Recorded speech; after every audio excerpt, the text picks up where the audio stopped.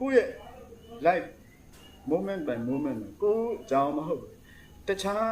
other person အကြောင်းစဉ်းစားလိုက်တဲ့ moment မှာကိုယ့်ကိုယ်ကို lose ဖြစ်သွားတယ်စဉ်းစားကျွန်တော်ကဘာကုန်မှမစဉ်းစားဘူးဘာကုန်မှလည်းနားလေကိုကြိုးစားတယ်နားလေခြင်းစိတ်ရှိတာကိုကအဲ့ဒါအပြည့်စုံနားမလေတော့မယ်လမ်းစားလောကကြီးမှာကျွန်တော်လူရအားလုံးနားလေဘူးဒီလူတက်တယ်နဲ့ဘယ်ဖြစ်နေအားလုံးနားလေကြတယ်မလို့ဘူးအဓိကကိုယ့်ကိုနားလေဘူးကိုစောသုံးကြရင်ကြောက်ဘယ်